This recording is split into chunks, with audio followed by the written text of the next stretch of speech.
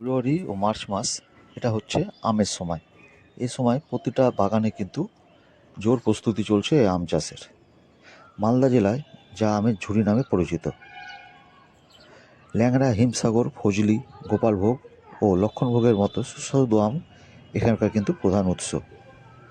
বর্তমানে জৈব পদ্ধতিতেও উৎপাদিত বিষমুক্ত আম বিভিন্ন দেশে রপ্তানি হচ্ছে।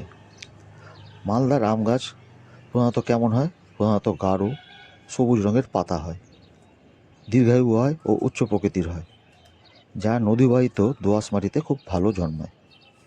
এখানকার হিমসাগর, ল্যাংড়া, ফজলি ও লক্ষণভোগের মতো বিখ্যাত জাতের আমগুলি সাধারণত 4 থেকে 5 বছরের মধ্যে কিন্তু প্রতিটা গাছে আম দেওয়া শুরু করে দেয়। এখানকার উদ্যান পালন দপ্তর চাষিদের উন্নত ও জৈব চাষে কিন্তু খুব উৎসাহিত করছে, যা আমের কোনো রাসায়নিক ব্যবহার না করেই ভালো ফল কীভাবে পাওয়া যায় তার জন্য কিন্তু তারা খুবই সাহায্য করছে। আম গাছে বসন্তকালে মানে ধরেন ফেব্রুয়ারি মার্চ মাসে এর মুকুল চলে আসে। এর মুকুল কেমন হয়? এর মুকুল হয় ছোট ছোট মুকুল হয়, খুব সুগন্ধিত হয় এবং ক্রিম রঙের হয়ে থাকে। আর মে মাস থেকে মে, জুন, জুলাইয়ের দিকে কিন্তু আম খাওয়ার উপযোগী হয়ে যায়। ভালো আম পেতে কিন্তু গাছের রক্ষণাবেক্ষণ দেখাশোনা খুব দরকার। জুলাই আগস্ট মাসে গাছের গোড়ায় নানা ধরনের সার দেওয়া হয় যাতে গাছ ভালো খাবার পায়, এবং সেপ্টেম্বর অক্টোবর মাসে গাছের গোড়া ভালো করে পরিষ্কার করতে হয়। আগাছা থাকলে এগুলোকে সব উঠিয়ে ফেলে ভালো করে পরিষ্কার করে মাটিকে আলগা করে দিতে হয়। এরপরে কি করতে হবে? গাছের গোড়া হয়ে গেল, তারপরে গাছে যদি পরগাছা থাকে বা মরা ডাল থাকে বা যেসব জায়গায় গাছে বেশি ঘন ডাল আছে সেগুলোকে কেটে ফেলতে হয়। তাহলে কী হবে? আলো বাতাসটা ভিতরে ঢুকবে এবং প্রতিটা ডালে কিন্তু মুকুল আসবে। ভিতর দিকে ভালো আলো বাতাস না পেলে ঠিকমতো মুকুল আসে না। এই জন্য বেশি ঘন ডাল কেটে দেওয়া হয়। এরপর মুকুল আসা থেকে আম হওয়া পর্যন্ত নানা ধরনের ওষুধ স্প্রে করা হয়। যেমন ধরেন ফাঙ্গিসাইড স্প্রে করা হয় যাতে গাছে ফাঙ্গাস না লাগে। পোকার জন্য কীটনাশক দেওয়া হয়।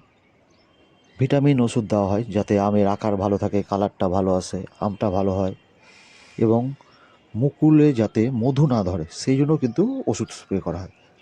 মধু ধরলে কী হয়? মুকুলটা কালো হয়ে যেয়ে ঝরে পড়ে যাবে, তাতে কিন্তু আম হবে না।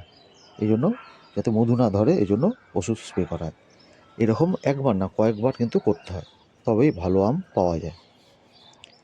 এবার আম পুক্ত হয়ে গেলে পাড়ার সময়ও কিছু কিন্তু নিয়ম আছে। আমি গাছ ঝাঁকিয়ে পেরে নিলাম তা কিন্তু হবে না।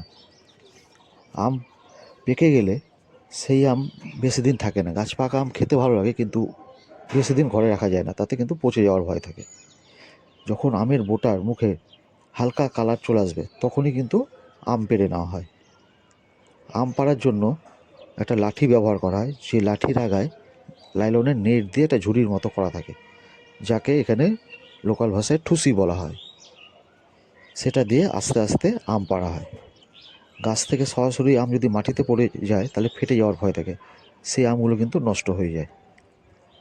এবার আম পাড়ার সময় একটা জিনিস লক্ষ্য রাখতে হয়, জন্য বোটা 2-3 ইঞ্চি বোটা সমেত আম পাড়া হয়।